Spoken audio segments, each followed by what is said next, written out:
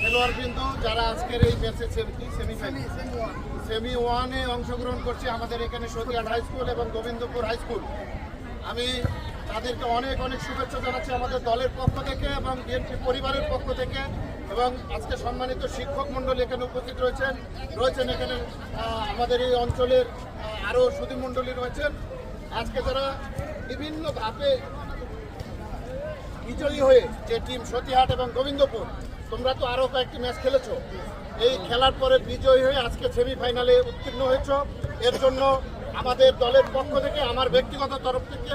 অনেক অনেক অভিনন্দন জানাচ্ছি। এবং তোমাদের এই জয়ের ধারা, এই সফলতার ধারা অব্যাহত থাকুক আগামী ম্যাচগুলোতে, এবং চূড়ান্ত যে ম্যাচ অনুষ্ঠিত হবে সেই ম্যাচে তোমরা জয়ী হয়ে তোমাদের যে কাঙ্ক্ষিত যে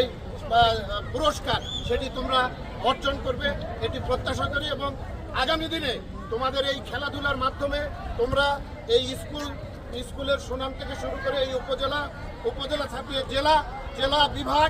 তারপরে জাতীয় পর্যায়ে তোমরা সফলতার সাথে তোমরা এই ফুটবল অঙ্গনে অবদান রাখবে, নৈপুণ্য দেখিয়ে এবং প্রশিক্ষণের মাধ্যমে তোমরা যেন আমাদের এই মান্দা উপজেলার মুখ উজ্জ্বল করতে পারো জাতীয় পর্যায়ে খেলে, সেই প্রত্যাশা করে এবং তোমাদের সকলের সর্বাঙ্গীন মঙ্গল কামনা করে এবং তোমাদের খেলাধুলার জন্য সার্বিক সহযোগিতা করবার প্রতিশ্রুতি দিয়ে তোমাদের সফলতা কামনা করে এবং বিজয়ী হবার প্রত্যাশা রেখে তোমাদের এই সংক্ষিপ্ত তোমাদের সামনে